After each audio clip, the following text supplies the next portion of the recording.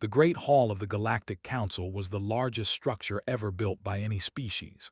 It floated in neutral space, far from any star system, a monument to peace and cooperation between 100 different worlds.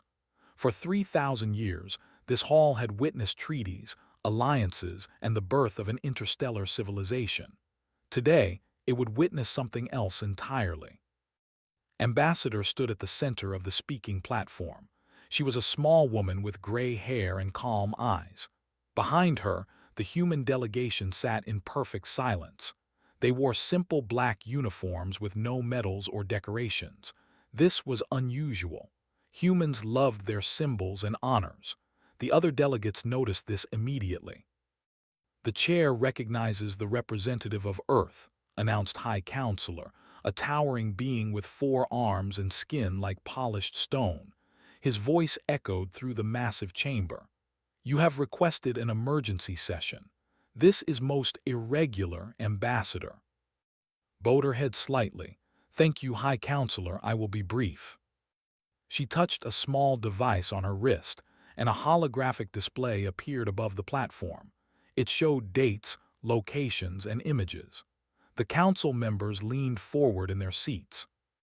312 years ago, humanity joined this council, began. Her voice was soft but clear. "We came with hope. We came with trust. We believed in the promise of this institution." She gestured to the display. "In those 300 years, we have honored every treaty. We have paid every debt. We have sent our soldiers to die in 17 different wars that were not our own. We did this because we believed in partnership." The chamber was completely silent. Even the translators, those small devices that turned words into understanding, seemed to hold their breath. "And in return," continued, "we have received this." The display changed. It showed a planet burning, cities in flames, ships falling from the sky. "Colony 7 said, attacked by raiders from the merchant clans. We asked for help. The council debated for 6 months. By then, 40 million humans were dead." She changed the image again. A space station, broken and dark. "Research Station Hope. We were developing medicine to cure the blue plague that killed billions across 12 systems. Someone destroyed it. We asked for an investigation. The council said there was not enough evidence." Another image, another tragedy. "The trade war of 2847. We were blamed and punished for a conflict we did not start. Our economy suffered for 30 years. And another. "The betrayal at Dark Point. Our fleet was sent to defend council interests. Our allies abandoned us when the enemy arrived. 6,000 ships, 2 million sailors, gone." Turned off the display. The images disappeared, but their memory remained in the air like smoke. "We have asked for justice 147 times, she said. "We have received it 0 times. We have been patient. We have been understanding. We have been everything this council asked us to be." She paused and looked around the chamber. Thousands of alien faces stared back at her. Some showed guilt. Some showed confusion. Some showed nothing at all. Today that patience ends. A murmur spread through the hall. High Counselor raised his 4 hands for silence. "Ambassador, surely we can discuss." "There is nothing to discuss," interrupted. Her voice remained calm, but there was steel beneath the softness. "I am here to deliver a message, not to negotiate." She reached into her uniform and pulled out a small crystal. Every species in the galaxy knew what it was. A treaty seal, the physical symbol of membership in the Galactic Council. "By the authority of the United Earth Government and the Human Colonial Alliance, I hereby withdraw humanity from this council. All treaties are void. All agreements are ended. All obligations are canceled." She placed the crystal on the platform and stepped back. In the silence that followed, the small sound it made seemed louder than thunder. "You cannot do this," shouted someone from the upper seats. "The council charter forbids." "The charter also forbids abandoning allies in battle," replied. "It forbids ignoring attacks on member worlds. It forbids the murder of civilians and the destruction of research stations. The charter has been broken so many times that it is meaningless." She turned to face High Counselor directly. "You asked us to trust you. We did. You asked us to sacrifice for you. We did. You asked us to be patient while you failed us again and again and again. We were." Her eyes were hard now, like frozen stones. "Now we ask you for nothing, and we will give you nothing, not our trade, not our technology, not our soldiers, not even our words." She began walking toward the exit. The human delegation rose and followed her in perfect formation. "Wait," called out a delegate from the merchant clans. "What about the trade agreements, the supply contracts?" Did not stop walking. "Ambassador, please," called another voice. "We can discuss compensation." Still she walked. High Counselor rose from his seat. "Ambassador, I demand that you stop and address this council properly." For the first time, turned around. She looked at the High Counselor with something that might have been pity. "Demand," she said quietly. "You demand." She smiled, but there was no warmth in it. "You have demanded enough from humanity, Counselor. For 300 years you have demanded. Now we simply leave, and you will learn what it means when humans stop talking." She turned away one final time and walked through the great doors. Her delegation followed. The doors closed behind them with a sound like a tomb sealing shut. In orbit above the council station, Admiral watched from the bridge of the battleship Dawn's Edge. He was a young man for his rank, with sharp eyes and steady hands. When his communication officer reported that the ambassador's shuttle had departed, he nodded once. "Signal all human vessels in council space," he ordered. "Begin withdrawal immediately. All ships return to human territory." "Sir," his officer asked carefully, "what about our personnel on Allied stations? Our civilians on mixed colonies?" "They have been preparing for weeks," replied. "Everyone knows what to do." He looked out at the stars, at the vast darkness between them. "The talking is over," he said softly. "Now begins the silence." Across the galaxy, in every system where humans lived and worked, the message spread. Ships disconnected from docking ports. Transports collected passengers. Communication channels went quiet one by one. The council watched their displays with growing horror as every human signature began moving in the same direction. Away. The first silence had begun. General stood in the command center of Gateway Station, the largest jump gate hub in human space. Around him, dozens of officers worked at their stations with quiet efficiency. On the main display, he could see the 12 massive gates that connected human territory to the rest of the galaxy. Each gate was a ring of metal and energy, large enough for 1,000 ships to pass through at once. They had been built with Council technology, shared freely when humanity first joined the galactic community. Now they would serve a different purpose. "Status report," said. His voice was deep and calm. He had commanded soldiers for 40 years. He knew how to keep fear out of his words. "All civilian traffic has cleared the gates, General," reported Major, a young woman with tired eyes.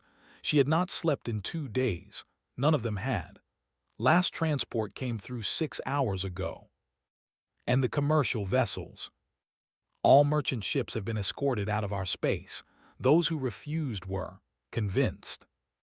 Nodded. He did not ask how they were convinced. It did not matter now.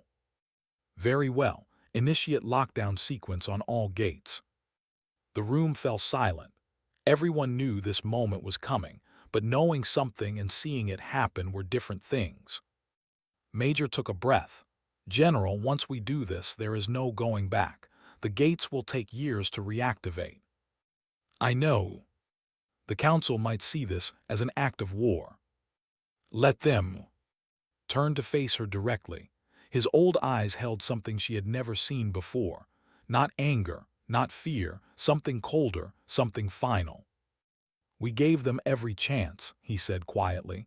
"Every chance for 300 years. This is not our choice. This is their consequence." He looked at the main display one last time, then gave the order. Seal the gates. One by one, the great rings began to power down. The swirling energy at their centers flickered and died. The metal structures went dark. In minutes, humanity's connection to the galaxy was severed.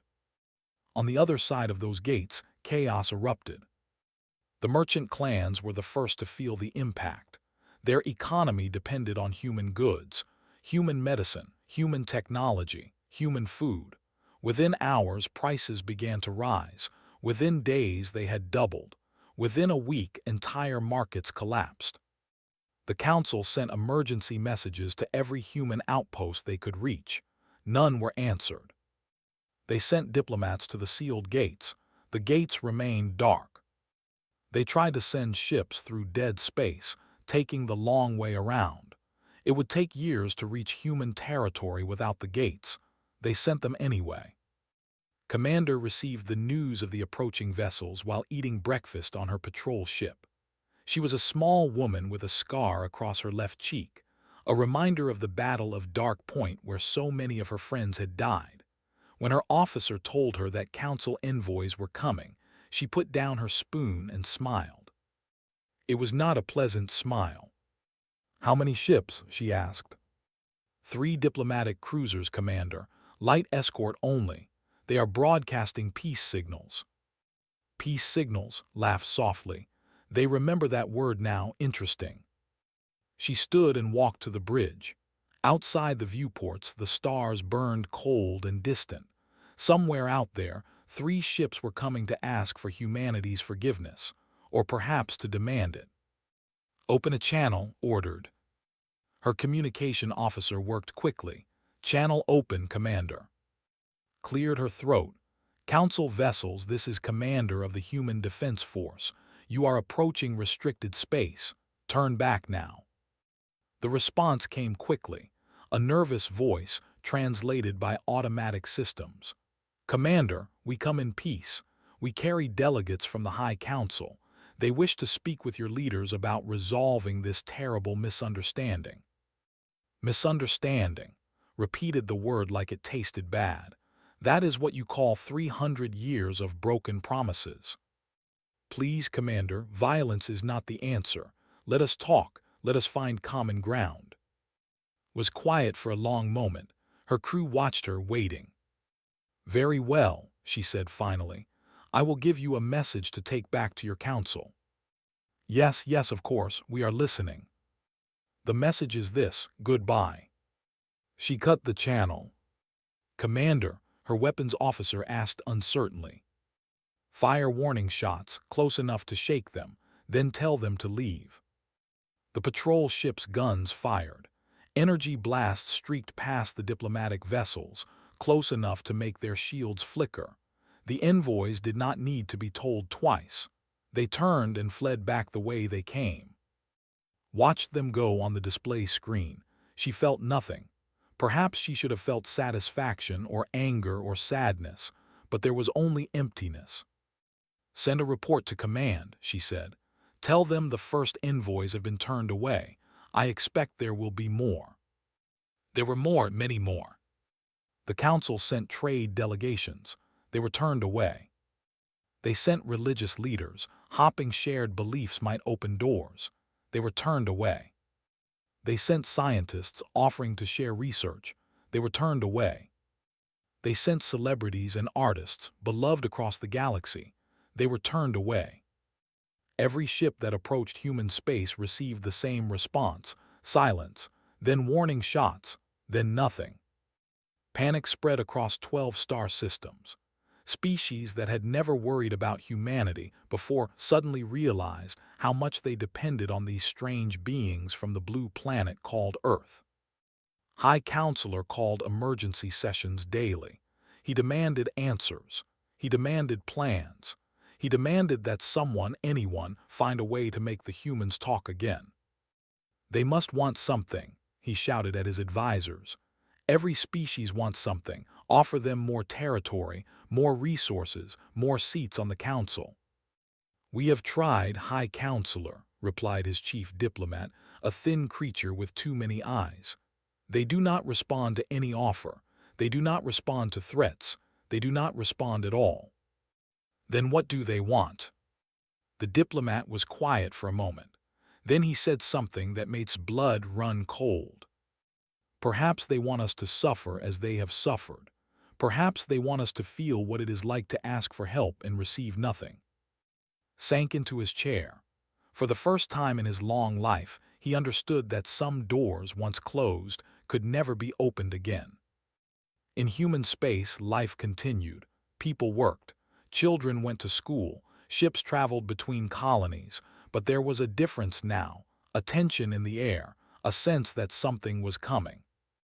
General visited the sealed gates every day.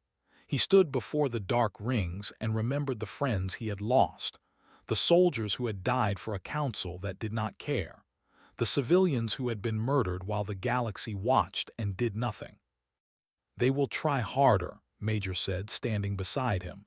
"They will not give up so easily." "I know," replied. "What happens when they do, when they send fleets instead of diplomats?" Turned to look at her. His old face held a grim determination. "Then they will learn that closing doors was the merciful option. The alternative is much worse." He walked away, leaving alone with the silent gates. She looked at them for a long time, thinking about what was being built in the darkness of human space, thinking about what would happen when it was ready. She shivered, though the station was warm. The second phase had begun, but it was not the last. 3 months after the gates closed, the signals stopped. It began with the outer colonies. Research stations in distant systems went quiet first, then mining operations, then agricultural worlds. One by one, like candles being blown out, the lights of human civilization disappeared from galactic sensors. At first, the Council thought it was a technical problem. Perhaps the humans had changed their communication frequencies. Perhaps they were blocking transmissions. But as more and more signatures vanished, a terrible truth became clear. The humans were not hiding, they were preparing. Captain received his orders on a rainy night on the planet, the last Council outpost near human space. He was a middle-aged man with gray in his beard and scars on his hands. He had served the merchant clans for 20 years, rising through the ranks until he commanded his own scout ship. Now he was being asked to do something that made his stomach twist with fear. "You want me to enter human space?" he asked, staring at the hologram of his superior officer. "We need information," the officer replied. His face was tired and worried. "The Council is blind. We do not know what they are doing in there. We do not know what they are building." "With respect, sir, we have sent 37 reconnaissance missions into human territory in the past 2 months. None of them came back." "I know. Then why send me?" The officer was silent for a moment. Then he said, "Because you are the best and because we are desperate." Closed his eyes. He thought about his family back home, his wife, his children. He thought about the life he had built and the future he had planned. Then he thought about the 40 million humans who had died on Colony 7 while the Council debated. He thought about the station called Hope that had been destroyed without justice. He thought about all the small cruelties that the galaxy had shown to humanity over 3 centuries. He understood why the humans were angry. He was not sure he could blame them. "I will go," he said finally, "but I make no promises about coming back." His ship was called the Quiet Shadow. It was small and fast, designed for stealth rather than combat. He took a crew of 12, all volunteers who knew the risks. They departed at dawn and flew toward the darkness. For the first 3 days, they saw nothing unusual. Empty space, distant stars, the occasional debris field from ships that had tried this journey before and failed. Did not look at the wreckage too closely. He did not want to know what had happened to those crews. On the 4th day, they found the first colony. It was a small world called Nu, a farming planet that had once exported grain to a dozen systems.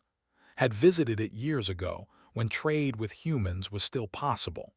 He remembered green fields, blue skies, and the sound of children laughing. Now there was only silence. The planet was dark, no lights on the surface, no ships in orbit, no signals of any kind. The quiet shadows circled the world for hours, scanning for any sign of life. They found nothing.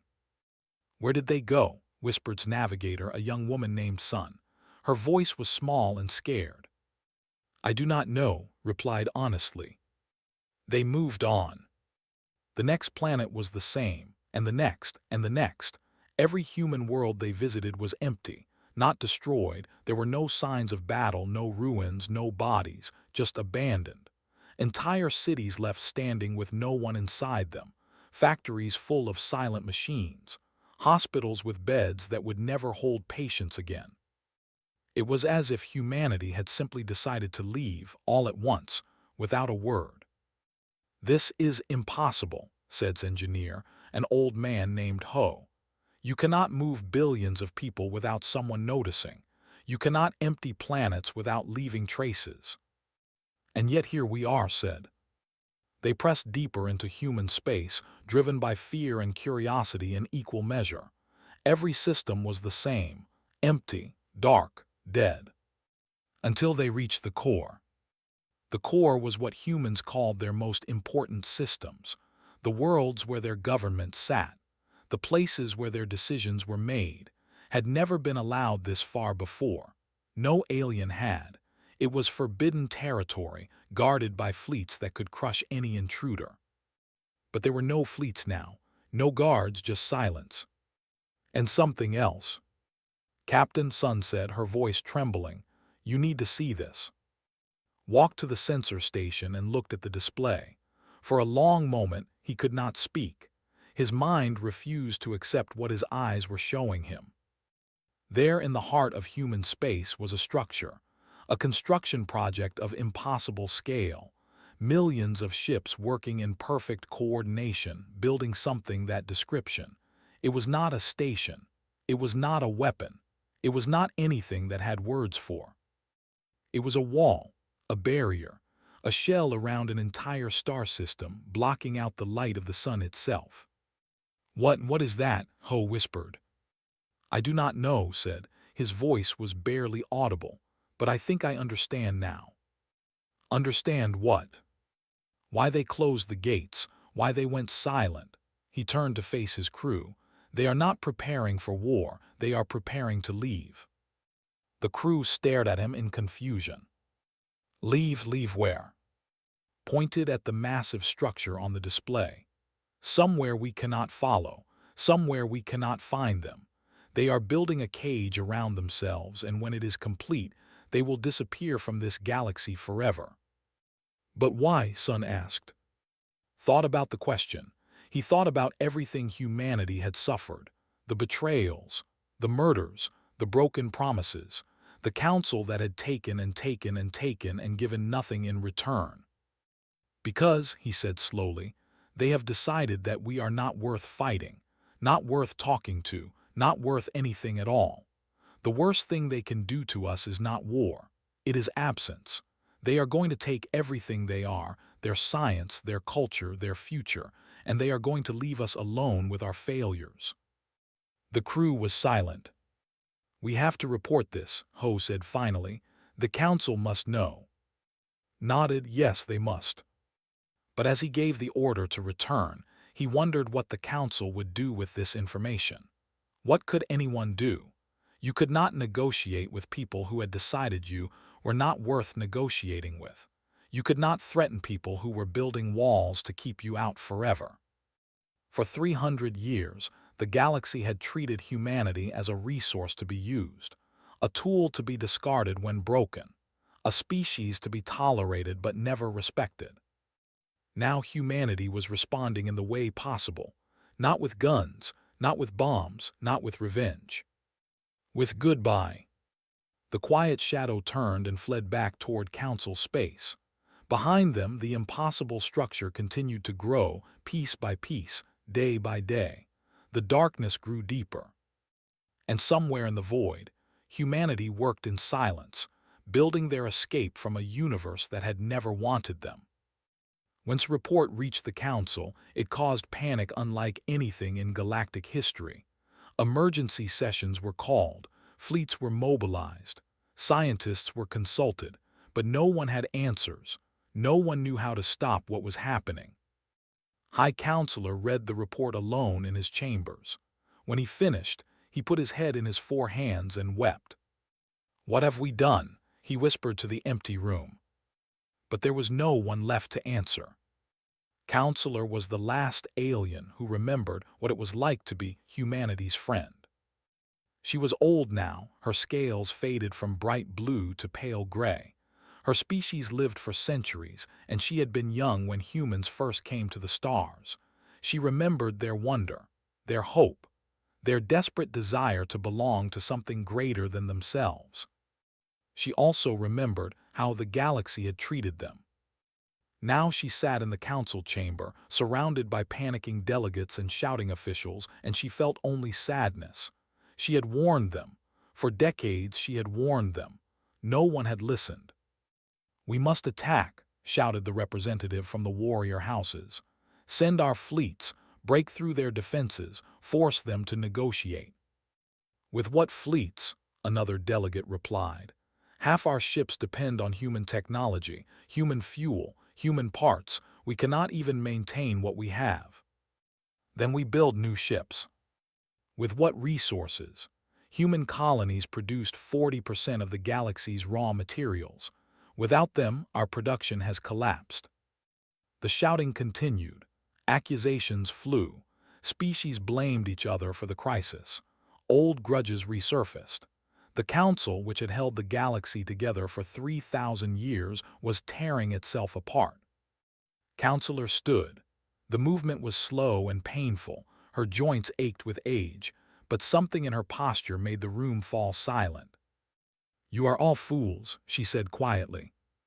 The chamber erupted in protests, but she raised her hand and continued. "For 300 years, I watched you take from humanity. I watched you use their soldiers and thank them with empty words. I watched you steal their research and claim it as your own. I watched you ignore their cries for help and call it politics." She looked around the room, meeting the eyes of delegates who suddenly could not hold her gaze. "And now you wonder why they hate you. Now you ask what went wrong. Now you demand solutions to a problem you spent centuries creating." "What would you have us do, Counselor?" High Counselor asked wearily. "We have tried everything." "No," replied. "You have tried nothing. You have sent diplomats to demand talks. You have sent ships to threaten them. You have offered bribes and made promises you never intended to keep. You have done everything except the one thing that might actually work." "And what is that?" "Admit that you were wrong, truly wrong. Not as a negotiating tactic, not as a strategy, but because it is the truth." The silence that followed was thick with discomfort. "We cannot simply," someone began. "You cannot simply accept responsibility for your actions," interrupted. "Then you deserve what is coming, and it is coming. Make no mistake about that." She sat down, exhausted. In human space, Fleet Admiral Wu stood on the command deck of his flagship, the Eternal Dawn. Around him, the largest military force in human history moved in perfect formation. Thousands of warships, millions of soldiers, weapons that had never been tested because there had never been an enemy worthy of them. Until now. "Admiral," his aide reported. "All fleets report ready. The construction is 98% complete." Wu nodded slowly. He was a severe man with a face like carved stone. He had lost his wife and children on Colony 7, killed while the council debated. He had buried friends who died at Dark Point, abandoned by allies who fled. Every gray hair on his head was a memory of betrayal. "And the council's movements?" he asked. "They are gathering their forces on the border. Approximately 6,000 vessels from 12 different species. It appears they intend to break through our perimeter." Wu almost smiled, almost. 6,000, he repeated. "Do they think that is enough?" They have no idea what we have built, Admiral. They cannot imagine it. No, they cannot. Wu turned to look out the viewport at the massive fleet arrayed before him, because imagination requires understanding, and they never understood us at all. The Great Migration was humanity's answer to 3 centuries of mistreatment. When the gates closed and the signals went dark, humanity had not been hiding. They had been working, building, preparing.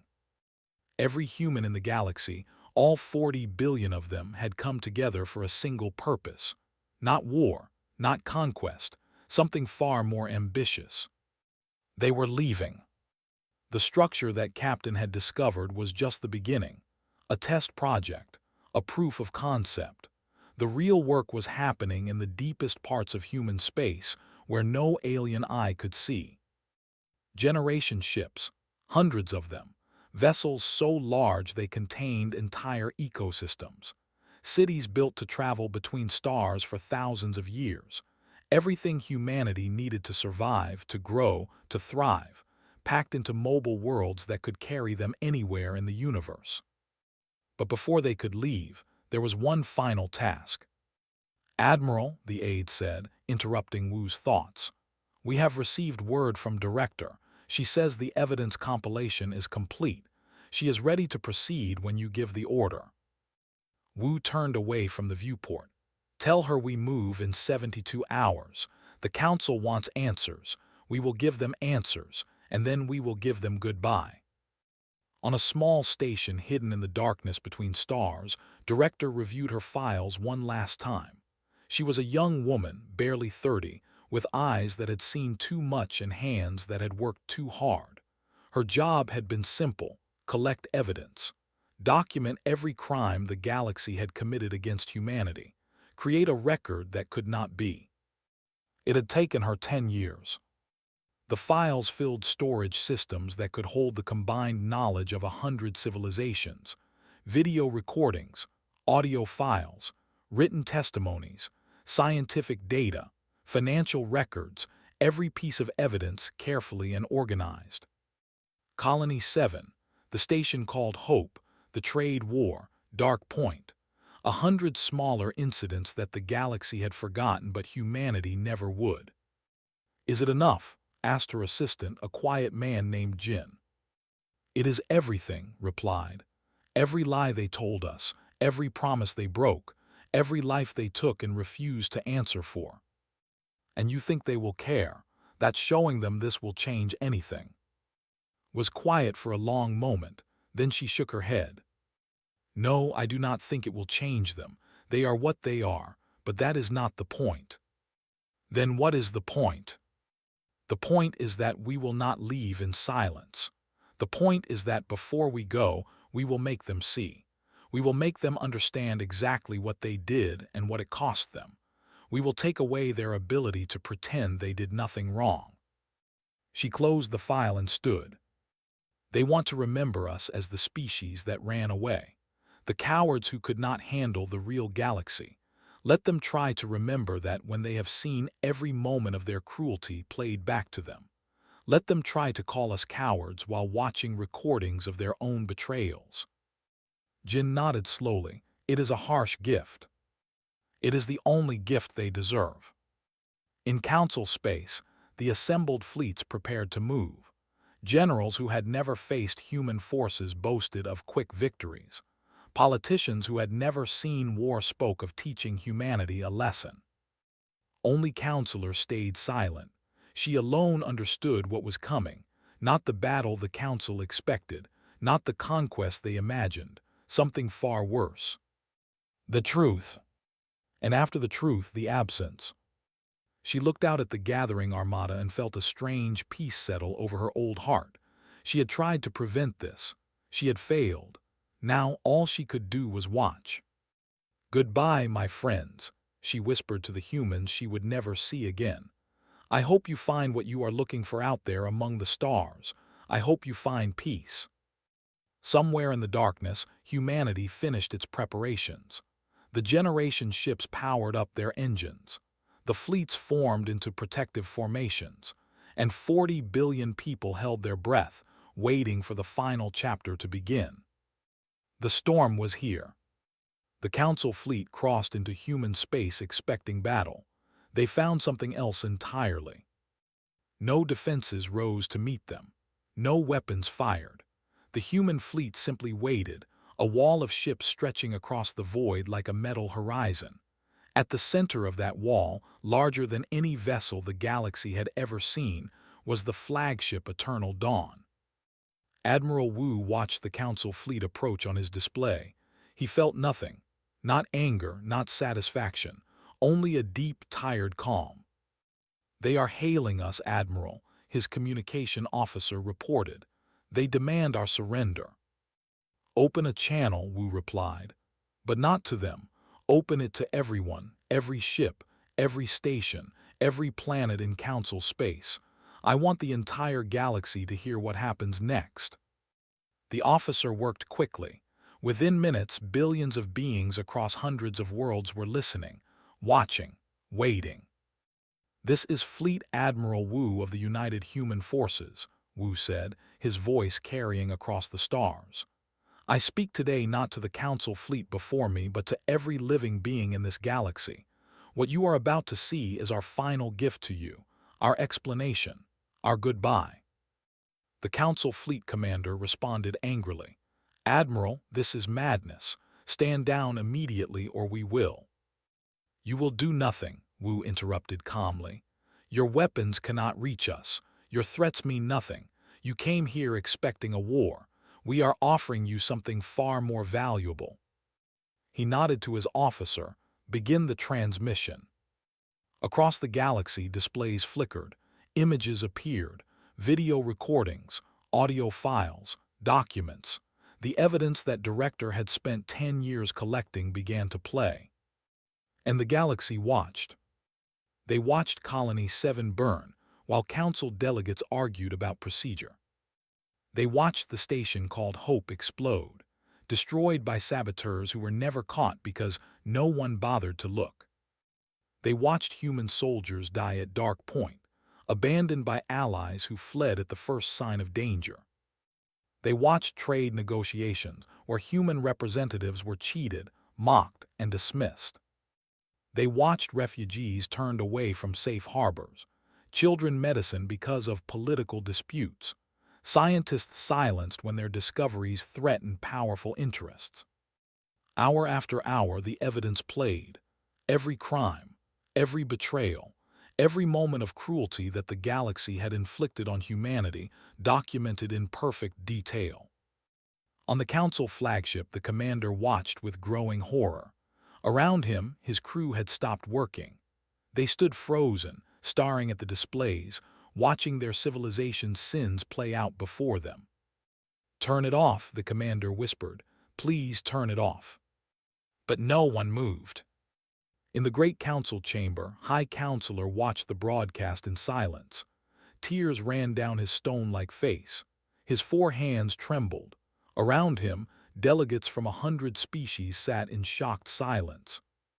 They had known, of course. In their hearts they had always known. But knowing something and seeing it were different things. Seeing the evidence laid out so clearly, so completely, made denial impossible. "We did this," someone whispered. "We really did all of this." No one answered. What could anyone say? Counselor watched from her seat, her old eyes dry. She had seen all of this before. She had lived through it, watching her colleagues make terrible choice after terrible choice. She felt no satisfaction in being proven right, only sorrow. The transmission continued for 3 days. When it finally ended, Admiral Wu appeared on every screen one last time. "Now you know," he said simply. "Now you cannot pretend. Now you cannot tell yourself stories about how humanity left because we were weak or cowardly or ungrateful. You know exactly why we are leaving. You made us leave." He paused, and for a moment, something like sadness crossed his severe face. "We came to you with open hands. We offered friendship, partnership, brotherhood. We wanted so badly to be part of something greater than ourselves, and you took everything we offered and gave us nothing but pain in return." Behind him, the human fleet began to move, not toward the Council ships, away from them, deeper into human space, toward the generation ships waiting in the darkness. So now we go, not to fight, not to conquer, just to leave, to find somewhere new, somewhere far away from your broken promises and empty words, somewhere we can build a future without you. He straightened his uniform and looked directly into the camera. Remember us if you can. Remember what you had. Remember what you threw away. And when your history books ask what happened to humanity, tell them the truth. His final words echoed across the galaxy. Tell them we closed the door because you refused to open your hearts. The transmission ended. In silence, the human fleet retreated. The Council forces did not pursue. What would be the point? There was nothing to win now, nothing to fight for, just emptiness where 40 billion people used to be. Director stood on the observation deck of the lead generation ship, watching the stars slowly begin to move around her. The engines had activated. The journey had begun. How long? Asked Jin, standing beside her. Thousands of years to reach the nearest suitable galaxy, longer if we take our time. She smiled sadly. But we have nothing but time now. Do you think we made the right choice, leaving instead of fighting? Considered the question. She thought about the rage that had burned in humanity's heart for so long, the desire for revenge, the hunger to make the galaxy pay for every drop of human blood it had spilled. Fighting would have been easy, she said finally. We could have won. Our technology was better. Our soldiers were stronger. We could have conquered them all and made them kneel. But then we would have become them, conquerors, oppressors, rulers who took what they wanted and crushed anyone who resisted. She shook her head. That is not who we are. That is not who we want to be.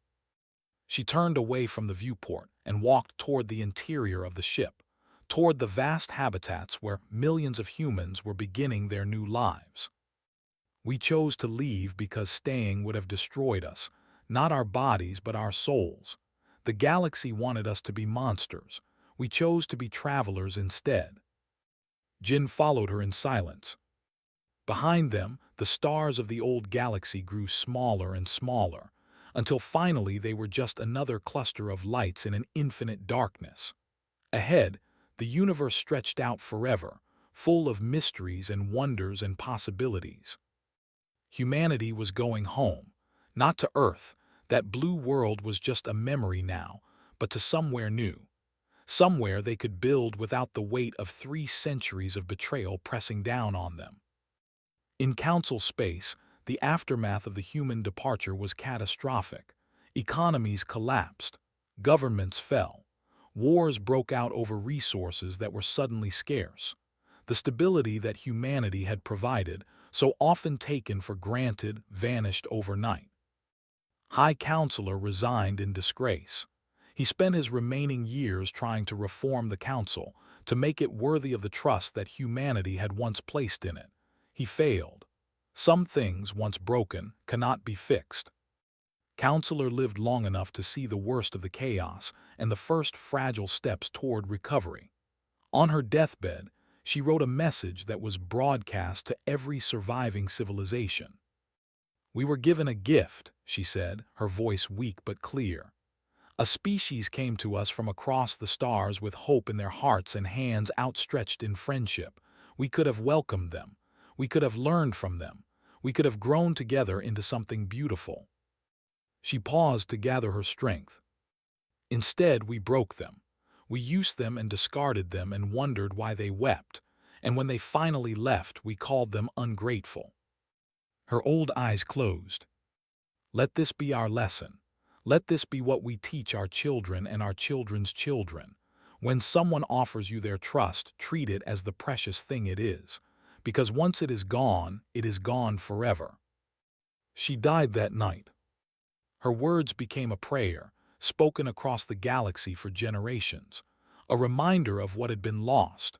A warning against making the same mistakes again. And somewhere far away, beyond the reach of any sensor or ship, humanity traveled on. They built new homes on new worlds. They raised children who had never known betrayal. They created art and music and science that would never be shared with the galaxy they had left behind. Sometimes, on quiet nights, the older ones would look up at the distant stars and remember. They would think about what might have been, about the friends they had tried to make and the trust they had tried to give. But they did not look back in anger anymore, only in peace. They had closed the door. And finally, after 300 years of trying, they were home.